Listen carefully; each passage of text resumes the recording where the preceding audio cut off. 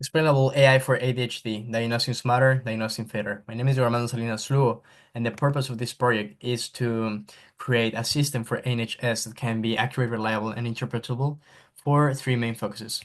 To diagnose ADHD in adolescents using different types of data, such as social demographic data, emotional and parenting scales, and brain information, and to predict participant sex as well.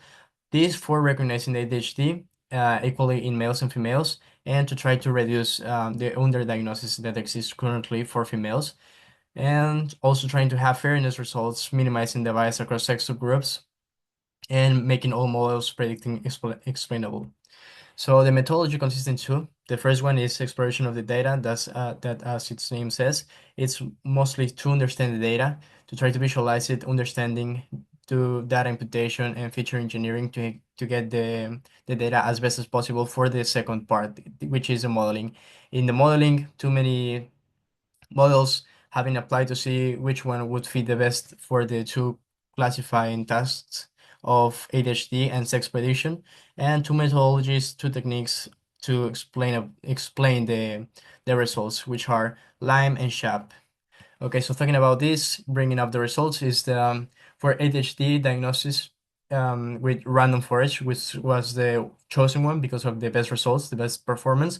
Done with randomized search, this model brought up very good performance, having 88 of individuals with ADHD were currently identified and 68 of non-ADHD cases were currently classified with a final accuracy of 82.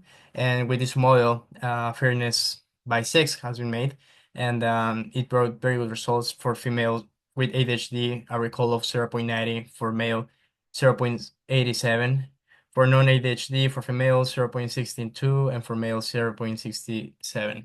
So the meaning is that this model exhibits low bias across sex subgroups with comparable recall and area under the curve. And well, this shows that random forest is a very strong performance, robustness, and fairness, making it reliable.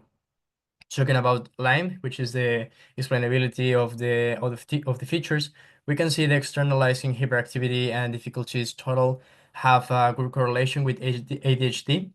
And talking about the results of the sex classification in which the logistic regression model was chosen, we can see that the accuracy is modest, 63. The recall, it's unbalanced, it's better for male than for female. And the meaning is that even though that this model worked better than the other ones, it's not reliable because it's modest with its performance. We can see here in the results in the plots of the SHAP, that is the explainability of the features, that the behavioral features are the most important ones here. Hyperactivity, emotional problems, externalizing prosocial. We also have here the kernel features of the brain info. But yeah, as I said, the behavioral ones are the most important. As conclusions, I can say that the ADHD classifier, I would say that it's reliable to use because of its good performance and the good metrics. And talking about the sex classifier, I wouldn't say that it's ready because the modest performance. The limitation is that it's imbalanced the sex distribution and lack of longitudinal data. My recommendations would be to deploy the ADHD classifier as a clinical decision support tool, integrate SHAP so that most of the people can understand the real, the features and what is happening with the data and the predictions, and for the sex classifier to try to retrain sex model with more balanced data or better features to try to have better results.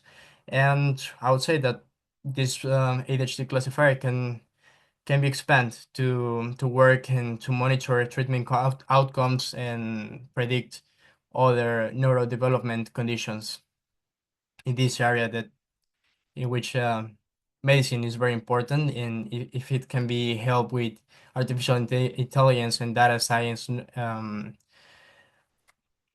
things, it would be great.